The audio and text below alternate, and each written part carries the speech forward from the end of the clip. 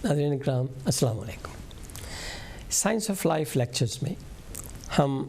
हकीकत की तलाश के मौजू पर गुफ्तगू कर रहे हैं। आज इस मौजू का 8वां लेक्चर है। साबिक़ा लेक्चर्स में ये नुक्ता ज़ेर बहस था कि असल हकीकत की तलाश के लिए पहले मादी हकीकत की तलाश लाजिम है, क्योंकि हम मादी जिस्म दिमाग के मालिक हैं और अपनी ज़िंदगी, सोसाइटी, दुनिया और कायनात में मादी अवामिल से दो चार होते हैं। जदीद साइंस और टेक्नोलॉजी ने इस सिलसिले में तरक्की करते हुए अब तक जो कुदरती क़वानीन दरियाफ़्त किए हैं, उनमें तबीयत के क्लासिकल और क्वांटम मैकेनिक्स क़वानीन के ज़रिए तमाम अर्ज़ी इजादात और अफलाकी मुशाहिदात किए हैं और किए जा रहे हैं। इसमें सबसे बड़ी कबाहत ये है कि एटम से बड़े मादी अजसाम और तहत एटम ज़र्रात जिनसे वो मादी अजसाम बनते हैं, इनके लिए दो मुतवाज़ी सेट ऑफ लॉज़ हैं, पैरेलल सेट ऑफ लॉज़, क़वानीन आमिल हैं। साइंसदानों का अगला हदफ ये है कि ये तमाम क़वानीन हम आहंग हो जाएं, क्योंकि ये एक मुहिम्मा है कि मादे के बुनियादी बिल्डिंग ब्लॉक्स और ज़र्रात क्वांटम मैकेनिक्स के क़वानीन के ताबे हैं, जबकि इन्हीं ज़र्रात से बने हुए एटम से बड़े नामियाती, अर्ज़ी और अफलाकी अजसाम क्लासिकल क़वानीन के तहत रूबामल होते हैं। यानी ये दो सेट्स ऑपरेट हो रहे हैं जिनका मादी नतीजा एक ही होता है। ये है मुहिम्मा। इन मुतसादम मुतवाज़ी क़वानीन की अमलदारी के बावजूद तमाम अजसाम अपने अपने सिस्टम यूनिट में अमली तौर पर मरबूत रहते हैं, यानी नतीजतन एक मरबूत शक्ल ज़ाहिर होती है, बावजूद इसके कि दो सेट ऑफ लॉज फ़िज़िक्स में ऑपरेट हो रहे हैं, एक सबएटॉमिक पार्टिकल्स पर, दूसरा अबव एटॉमिक अजसाम पर, यूनिट्स पर, बॉडीज़ पर। इस मुहिम्मे का हल एक ऐसे मैकेनिज़्म और कॉमन सेट ऑफ लॉज की तलाश है जिसे थ्योरी ऑफ एवरीथिंग का नाम दिया गया, थ्योरी ऑफ एवरीथिंग का नाम दिया गया है। ऐसी थ्योरी पूरी कायनात के, पूरे यूनिवर्स के अमली मैकेनिज़्म के इंकशाफ का ज़रिया हो सकती है और मादी हकीकत की तलाश में ये आखिरी नहीं तो अहम तरीन मंजिल ज़रूर होगी।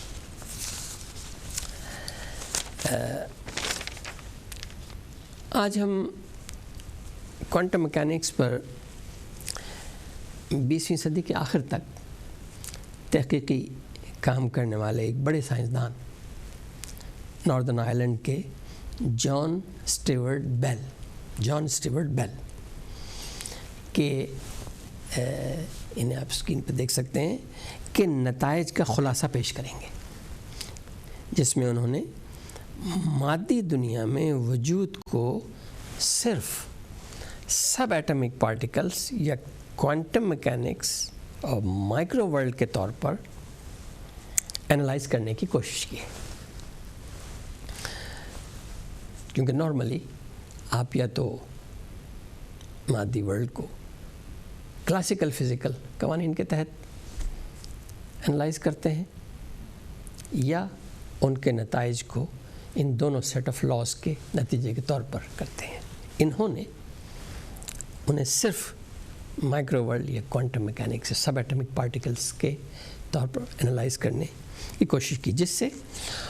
اس کے ما بعد طبیعاتی یعنی میٹا فزیکل تعلق پر بھی روشنی ڈالی جا سکتی ہے. اس میں 6 ممکنات پر بحث کی گئی. انہوں نے تقریباً 6 آلٹرنیٹس پیش کیے ہیں. اس میں پہلا منظرنامہ یہ ہے کہ سب ایٹمک پارٹیکلز لہر نما فیلڈ سے ابھرتے ہیں، یعنی ویو. یہ ذرات اپنی فیلڈ کی لہروں میں ہی سفر کرتے ہیں جو پارٹیکل ویو ڈویلٹی قوانین کے تابع ہیں. یعنی وہ بیک وقت پارٹیکل بھی ہیں، لہر بھی ہیں. اس فیلڈ میں جب لہر کی جو اٹھان ہے وہ پارٹیکل ہوتی ہے اور باقی لہر ہوتی ہے. تو بیک وقت وہ لہر بھی ہے اور پارٹیکل بھی ہے. ذرے اپنی لہروں کی صفات کا اظہار کرتے ہیں. جو ذرہ ابھرتا ہے اور سامنے آتا ہے اس کی وہی صفات ہوتی ہیں جو لہروں کی صفات ہیں، جو پورے سسٹم کی مجموعی صفات کا مظہر ہے. اس سینیریو میں مشکل یہ ہے کہ اس سسٹم میں ذرے کائنات کے مختلف گوشوں میں پھیلے ہوئے ہوں جیسا کہ ہے، کیونکہ کوانٹم میکینکس کے مطابق ہر ذرہ کائنات کے ہر گوشے میں موجود ہو سکتا ہے. یہ کوانٹم میکینکس کا ایک بنیادی قانون ہے. تو اس شکل میں متعین روشنی کی رفتار کے قانون کی خلاف ورزی ہوتی ہے، کیونکہ اسپیڈ آف لائٹ فکسڈ ہے. تو ایک ذرہ ایک وقت میں ایک خاص فاصلے تک جا سکتا ہے. کائنات یونیورس تو بہت بڑی ہے، وہاں تک تو ہمیں تو سورج تک پہنچنے کے لیے 8 منٹ چاہیے ہوتے ہیں، 8 منٹ سے زیادہ. تو یہ اس کی خلاف ورزی ہوتی ہے، اس میں ایک بات ہے. اور یہ آئنسٹائن کی تھیوری آف اسپیشل ریلیٹیوٹی کے مطابق نہیں ہے. دوسرا ممکنہ منظر یہ ہو سکتا ہے کہ مادی وجود کے لیے صرف ذرات ہی عامل ہوں، یعنی صرف ذرات آپریٹو ہوں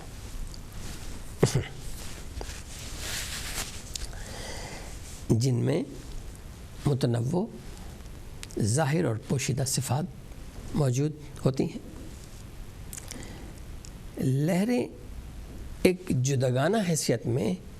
کوئی صفات نہیں رکھتی، بلکہ ذروں کی سہولت کار کے طور پر آپریٹ کرتی ہیں. وہ ذروں کی سہولت کار ہیں.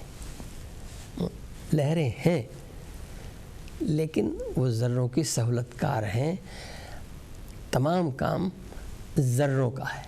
یہ جو سیکنڈ آلٹرنیٹ ہے. اور ہر ذرے میں پورے سسٹم کی صفات موجود ہوتی ہیں. ہر ذرے میں وہ تمام صفات موجود ہیں جو اس سسٹم میں ہوں گی جس سسٹم میں یہ ذرہ شامل ہوگا، کیونکہ کوئی بھی سسٹم بہت سے ذروں سے مل کے بنتا ہے. اور وہ صفات متعین ہوتی ہیں. یہاں دشواری ویو پارٹیکل ڈیولیٹی کے قانون کی خلاف ورزی کی صورت میں ہے، کیونکہ ویو پارٹیکل ڈویلٹی میں فیلڈ ہے، فیلڈ سے لہریں نکلتی ہیں، لہروں سے ذرے، اور وہ ذرہ بیک وقت لہر بھی ہے، ذرہ بھی ہے، اس وقت تک جب تک کہ وہ آبزرو نہ کیا جائے، میجر نہ کیا جائے، کسی ایونٹ سے اس کا تعلق نہ ہو، کسی ایونٹ میں شامل نہ ہو۔ تو یہ اس آلٹرنیٹ میں، ان کے اس دوسرے منظرنامے میں یہ خلاف ورزی ہوتی ہے اس کی۔ تیسری شکل میں مائکرو موجودات کی بنیاد میں لہر ہے، یعنی وہ کہتے ہیں کہ تیسری آلٹرنیٹ سچویشن یہ ہو سکتی ہے کہ یہ صرف لہر ہیں جس کی جگہ اور وقت متعین نہیں ہے، کہ لہر کی جگہ اور وقت متعین نہیں کی جا سکتی، وہ تو لہر کی شکل میں ہے، ذرے کی متعین کی جا سکتی ہے، لیکن جہاں تک میکرو موجودات کا تعلق ہے وہ تو متعین ہوتے ہیں، کیونکہ جب کوئی میکرو باڈی بن گئی، اب ایٹم کوئی جسم بن گیا، آرگینزم بن گیا، کوئی سیلیسٹیل یا ٹیریسٹریل باڈی بن گئی، تو وہ میکرو باڈی وہ تو ایک متعین شکل میں ہے۔ اس میں بھی ہر ذرے یا حصے میں پورے سسٹم کی صفات موجود ہوتی ہیں، لیکن لہروں کے اتار چڑھاؤ غیر متعین ہوتے ہیں۔ جیسے میں نے عرض کیا کہ لہروں کو متعین نہیں کیا جا سکتا،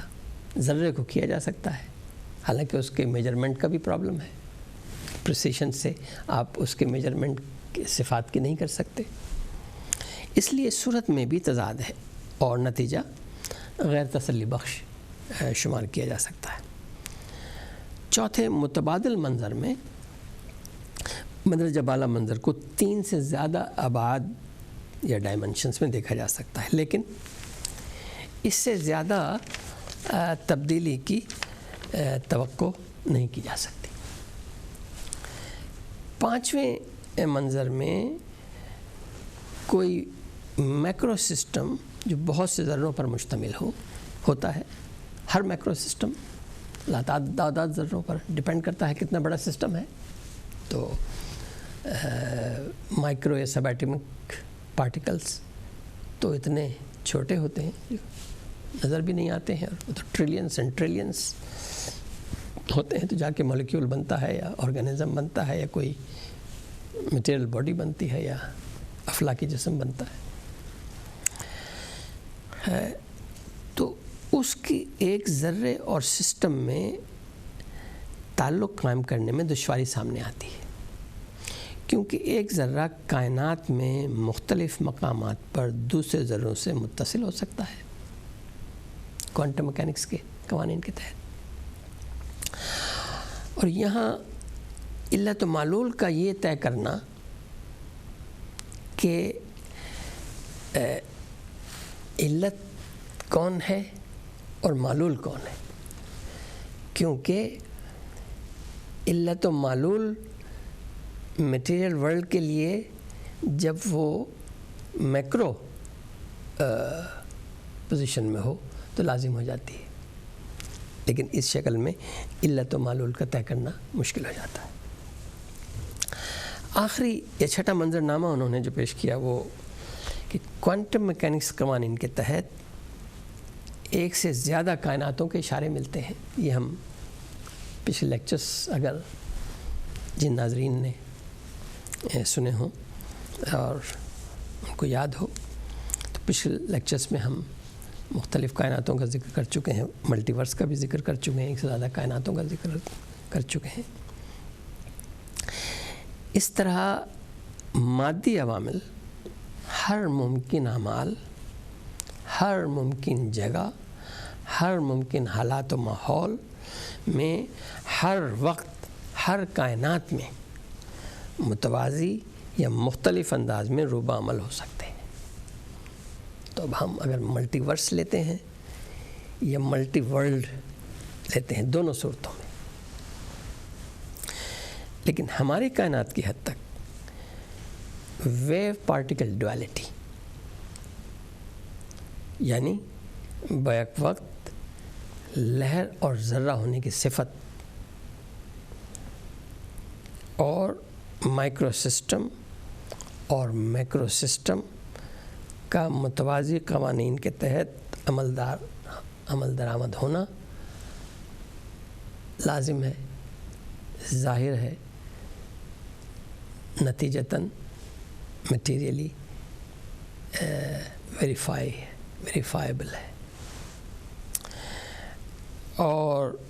مائکرو سسٹم میں غیر یقینی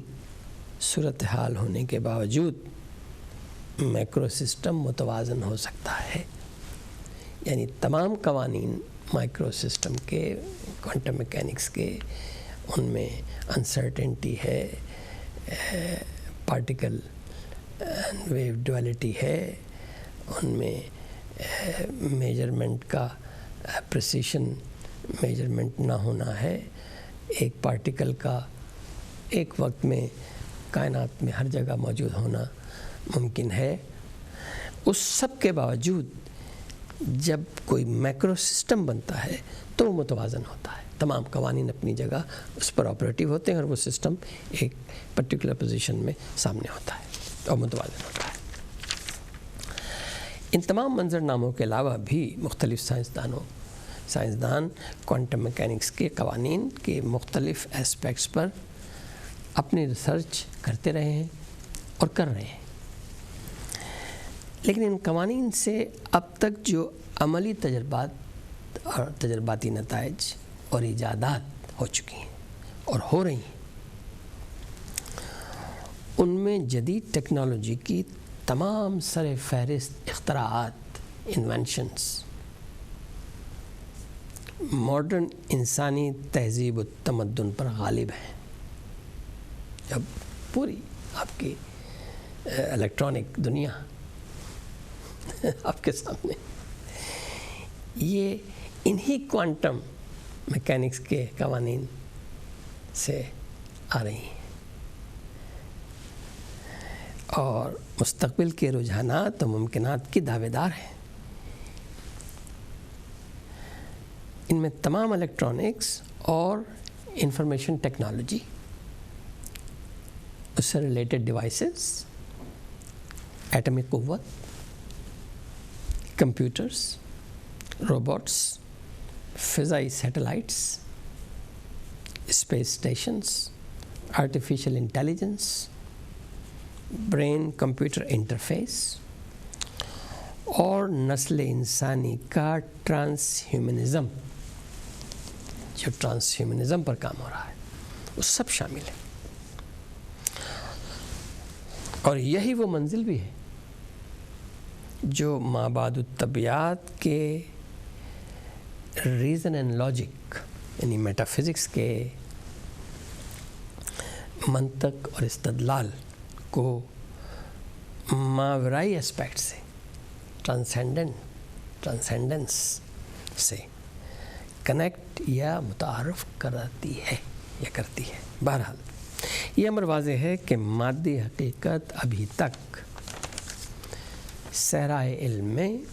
سراب کی حیثیت رکھتی ہے، اور theory of every thing he وہ نخلستان ہے جو مادی حقیقت کی تلاش کے سفر کی منزل مقصود ہو سکتی ہے۔ 19ویں صدی میں سائنسی انقلاب کی ابتدا سے اب تک سائنس کی مختلف تھیوریز سامنے آئی ہیں جو عملی، تجرباتی اور ایجاداتی مراحل سے گزر کر سائنسی قوانین بن گئی ہیں۔ اس میں جو پرومیننٹ یا سیلینٹ نمایاں قوانین جیسے laws of motion and gravity, electro magnetism, laws of thermodynamics, standard model of physical particles جو فزکس کی بنیاد ہے، جدید کلاسیکل فزکس کی بنیاد ہے. Theories of general and special relativity, جس کے بعد کوانٹم میکینکس کے قوانین سامنے آئے ہیں. یہ اہم، نمایاں اور روبہ عمل ہے جس میں اہم ترین کوانٹم میکینکس کے قوانین ہیں. سائنسدان ہر سٹیج پر ہر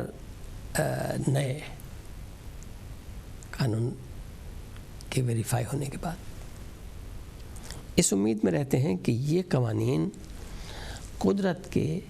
تمام مظاہر ارض و سما اور حیات کے بنیادی راز افشا کر سکتے ہیں اور ان کو مجموعی مشترکہ قوانین میں ڈھالا جا سکتا ہے جو تھیوری آف ایوری تھنگ کے طور پر کائنات میں قدرتی قوانین کی عملداری کے میکینزم کو مترشح کر سکیں گے. جدید دنیا سائنس کے عظیم لیڈنگ سائنٹسٹ، قائد سائنسدان البرٹ آئنسٹائن نے اپنی زندگی کے آخری 30 سال سے زیادہ، more than 30 years theory of every thing کی تلاش میں صرف کیے. لیکن وہ اس میں کامیاب نہ ہو سکے. موجودہ دور میں بھی تمام رہنما سائنسدان، all leading scientists اس دور کے، ان سب کے لیے ایک یہ ہولی گریل ہے اور دنیا علم و سائنس میں نسل انسانی کے لیے سب سے بڑی کامیابی تصور ہوگا سائنس کی دنیا میں، جدید سائنس کی دنیا میں، جو اس کے آئندہ مستقبل کی راہ متعین کرے گا. اگر تھیوری آف ایوری تھنگ دریافت ہو جاتی ہے تو مستقبل کی سائنس اور ٹیکنالوجی کا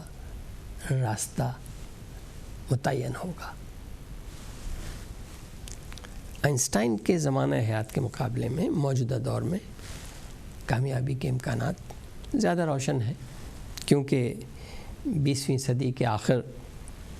اور 21ویں صدی میں کوانٹم میکینکس کے قوانین کے عملی استعمال سے جو غیر معمولی کاسمولوجیکل ٹیکنالوجیکل پروگریس ہوئی ہے، وہ اس کی سپیڈ ایکسپونینشیل ہے. اور مزید یہ کہ M string theory, dark matter, dark energy اور ویکیوم انرجی، ہمارے پچھلے لیکچرز میں ان سب کا ذکر آ چکا ہے، تفصیل آ چکی ہے، اور یہ ان کی ڈیفینیشنس اور ان کی یہ کیا ہیں، یہ سب ہم کیونکہ یہ 8واں لیکچر ہے اور ایکچولی اس موضوع پر یہ آخری لیکچر ہے، یہ سب کی تفصیل ہم بیان کر چکے ہیں. ان سب کی ریسرچ کی پیش رفت ان مراحل میں ہے جہاں حتمی نتائج متوقع ہیں. سوئٹزرلینڈ میں لارج ہیڈرون کولائڈر LHC میں 2016 کے تجربات سے اخذ شدہ ڈاٹا جو بے انتہا ضخیم ڈاٹا جمع ہوا ہے ان تجربات سے، جس کو انالائز کیا جا رہا ہے اور ان ڈاٹا کا جائزہ لیا جا رہا ہے، جس میں اہم انکشافات کی توقع ہے. اس دور کے ایک غیر معمولی برطانوی قائد سائنسدان اور کاسمولوجسٹ، ایکسیپشنل شخصیت ہے اسٹیفن ہاکنگ، کیمبرج یونیورسٹی کے، جو نیوٹن چیئر پہ فائز رہے ہیں اور دنیا سائنس میں، اب تک کی دنیا سائنس میں ان کا اتنا بڑا رتبہ ہے کہ یہ نہ صرف اس دور کے بلکہ پوری سائنسی دور کے لیڈنگ سائنٹسٹ میں ان کا شمار ہوتا ہے. آپ ان کو اسکرین پر دیکھ رہے ہیں کہ یہ جسمانی طور پر ڈسیبلڈ ہے، لیکن ان کا دماغ اتنے ڈسیبلڈ ہیں کہ نہ چل سکتے ہیں، نہ پھر سکتے ہیں، نہ کھا سکتے ہیں، نہ بول سکتے ہیں، نہ لکھ سکتے ہیں. صرف سوچ سکتے ہیں، بول بھی نہیں سکتے، لیکن سوچ سکتے ہیں اور کمپیوٹر کے ذریعے اپنی بات اور وائس سنتھیسس کے ذریعے اس کمپیوٹر سے آواز نکلتی ہے جو یہ کمپیوٹر کے اوپر اپنے ذہن سے لکھتے ہیں. ایک اسپیشل کمپیوٹر ان کے لیے بنایا گیا ہے، جو لکھا جاتا ہے وہ ساؤنڈ سینتھیسس کے ذریعے وہ آواز میں تبدیل ہو جاتا ہے اور وہ آپ آواز سن سکتے ہیں. اس ڈسیبلٹی کے جو پچھلے 50 سال سے اب یہ اوور 70 ہیں اور پچھلے 50 سال سے یہ ڈسیبلڈ ہے. تو بہرحال یہ ایک exceptional leading world scientist and cosmologist ہیں اسٹیفن ہاکنگ. اس سلسلے میں 3 انہوں نے آلٹرنیٹ پاسبلٹیز پیش کی ہیں. پہلے یہ کہ موجودہ سائنسی معلومات اور قوانین کی بنیاد پر تھیوری آف ایوری تھنگ کی موجودگی کو رد نہیں کیا جا سکتا. یعنی ان کے مطابق ایسی تھیوری موجود ہے جو ابھی سائنسدانوں کو معلوم نہیں ہوئی ہے، وہ ڈسکور نہیں کر سکے ہیں، وہ اس تک نہیں پہنچ سکے ہیں، لیکن سائنسدان اس کی تہ تک پہنچنے میں کامیاب ہو جائیں گے. یہ ان کا پہلا آپشن ہے، پہلا آلٹرنیٹ ہے، پہلا پروپوزل ہے. ان 3 پروپوزلس انہوں نے 3 اپنے مشاہدے اور اپنے جائزے کے حساب سے 3 آلٹرنیٹ سچویشنز پیش کی. دوسری یہ کہ یہ ممکن ہے کہ کوئی ایک مشترکہ تھیوری نہ ہو، بلکہ جس طرح اب تک سائنس میں مختلف تھیوریز آ رہی ہیں اور تجرباتی اور ایجاداتی کامیابی کے بعد مستند قوانین بن رہے ہیں، ان کے مطابق اسی طرح ہر نئے سائنسی معمے کے حل کا انکشاف ہوتا رہے گا. یعنی مستقل نئے قوانین بنتے رہیں گے، تھیوریز آتی رہیں گی اور تجربات کی بنیاد پر، مشاہدات کی بنیاد پر اور تجرباتی عمل سے گزرنے کے بعد اضافی اور متوازی دونوں طرح کے قوانین بنتے رہیں گے. اور جیسا کہ موجودہ سچویشن ہے کہ متوازی قوانین ہیں، سب ایٹمک پارٹیکل اور ابو ایٹمک، اور دونوں عامل ہیں اور دونوں کا نتیجہ مادی حقیقت کی صورت میں سامنے آتا ہے. تیسرا آلٹرنیٹ جو انہوں نے پیش کیا ہے وہ یہ ہے کہ کوئی ایک مخصوص کائناتی تھیوری آف ایوری تھنگ موجود نہیں ہے. نہیں ہو سکتا ہے کہ کوئی ایک کامن تھیوری نہ ہو، کامن سیٹ آف لاز نہ ہو، قدرت کے راز، کامن راز ہمیں معلوم نہ ہو سکے. اور قدرت کے قوانین، کیونکہ قدرت کے قوانین مختلف کائناتی ادوار میں مختلف انداز میں ظہور پذیر ہوتے رہیں گے، جن کے بارے میں پیش گوئی ایک حد تک ہی ممکن ہے، اس حد تک ہی ممکن ہے جس حد تک ہماری سائنسی نالج اس وقت ہے، اس سے زیادہ ہم پیش گوئی نہیں کر سکتے. کیونکہ مستقبل میں کائنات کے غیر متوقع اور نامعلوم پوشیدہ عوامل کے ممکنہ مظاہر کو قطعی طور پر رد نہیں کیا جا سکتا، کیونکہ ہماری نالج اس یونیورس کے ابتدا اور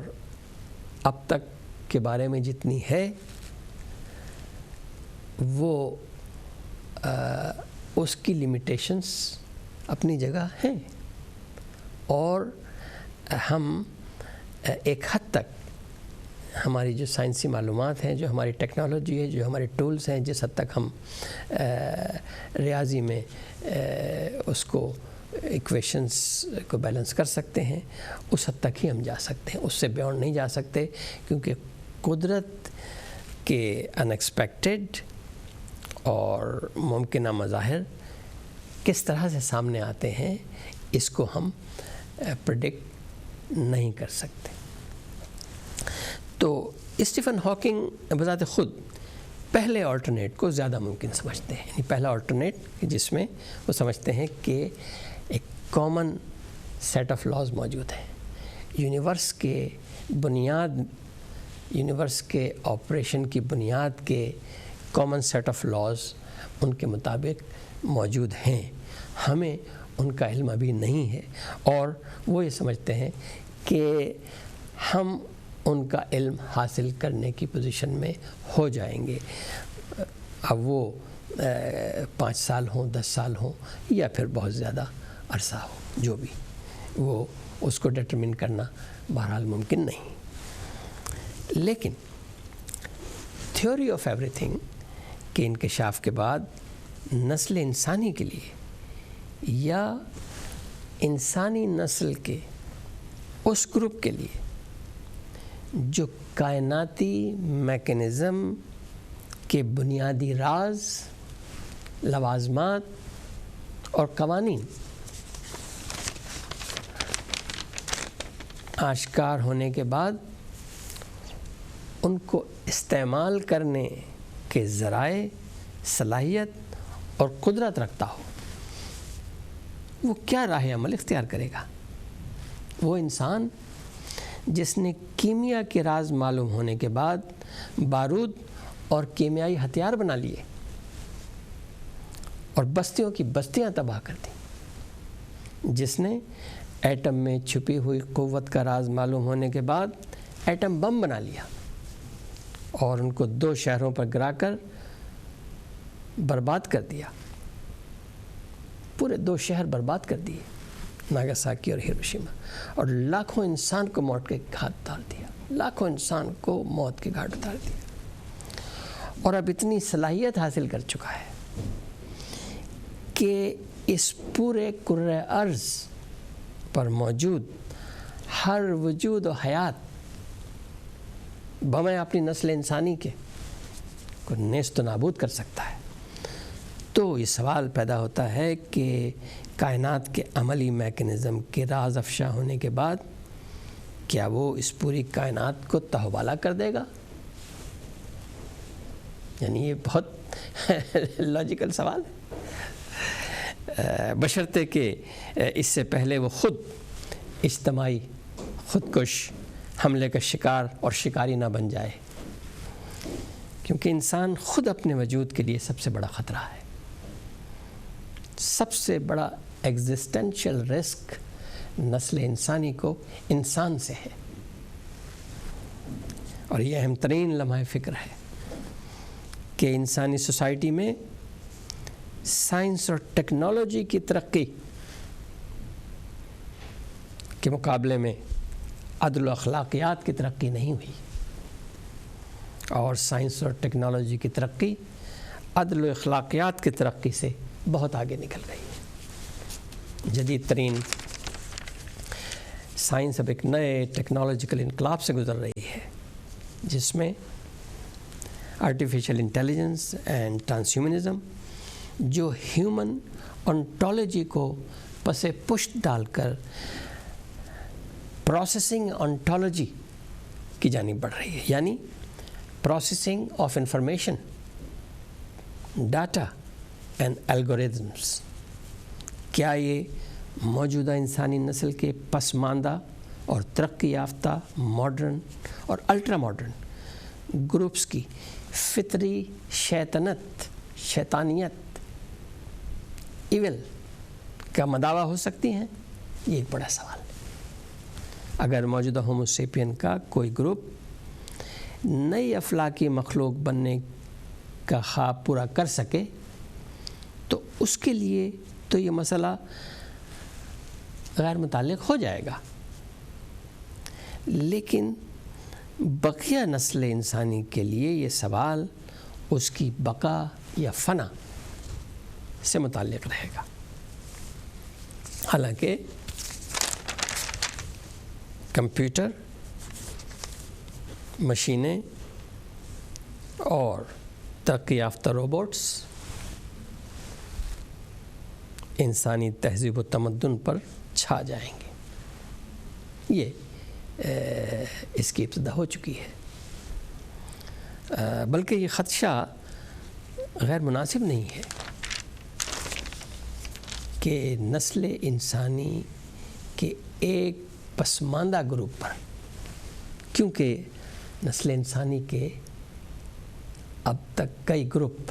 بن چکے ہیں، الٹرا ماڈرن گروپ ہے، ماڈرن ہے، پسماندہ ہے، ٹیکنالوجیکل پوائنٹ آف ویو سے، انٹیلیجنس کے پوائنٹ آف ویو سے، انٹلیکچوئل پوائنٹ آف ویو سے، ہر لحاظ سے گروپس ہیں جو آپ کے آبزرویشن میں بھی آئے ہوں گے اور آبزرویشن میں ہیں۔ تو نسل انسانی کے ایک پسماندہ گروپ پر مشینوں ہی کی حکمرانی نہ ہو جائے، یہ ممکن ہے، بہت ممکن ہے۔ کیا اس سے پہلے یا اس کے ساتھ ساتھ نسل انسانی اجتماعی طور پر اپنی بقا کے لیے اجتماعی طور پر عدل اور اخلاقیات کو اپنی قائدانہ فطرت بنانے میں کامیاب ہو سکتی ہے؟ یعنی کیا یہ ممکن ہے کہ نسل انسانی کی جینوٹائپ اور فینوٹائپ اپنی بقا کے لیے، سروائیول کے لیے ان عدل اور اخلاقیات کو لیڈنگ انسٹنکٹ بنا لے، یا عدل اور اخلاقیات نسل انسانی کی لیڈنگ انسٹنکٹ بن جائیں، اور اس کا مطلب یہ ہوگا کہ ایول کا خاتمہ ممکن ہے۔ اور کیا عدل و اخلاق کا انقلاب، جس طرح سے سائنس کا انقلاب آیا ہے، ٹیکنالوجی کا انقلاب اس وقت پروسیس ہو رہا ہے، چل رہا ہے، روبہ عمل ہے، کیا اس طرح عدل و اخلاق کا انقلاب آ سکتا ہے؟ آنا چاہیے۔ یعنی تمام انسانی نسل کے لیے یکساں نظام عدل و اخلاق کی بنیاد ممکن ہے؟ کیا یہ ممکن ہے کہ انسانی نسل کا اجتماعی انٹیلیجنس، انسانی نسل کا pool of genes and genotype and phenotype اس پوزیشن میں آ جائے کہ وہ انسانی فطرت میں عدل و اخلاق کو اہم ترین اور اول ترین فرنٹ پر لے آئے؟ کیا یہ ممکن ہے؟ اور اسی سوال جو میں سمجھتا ہوں کہ آج کی دنیا، سائنس اور ٹیکنالوجی کی دنیا کے لیے سب سے بڑا سوال ہے، اور اسی منزل پر ہم اس موضوع ان سرچ آف ریالٹی یا حقیقت کی تلاش کے موضوع کا اختتام کریں گے، اور انشاءاللہ اگلے سنڈے اسی وقت سائنس آف لائف میں ایک نئے موضوع کے ساتھ حاضر ہوں گے۔ خدا حافظ۔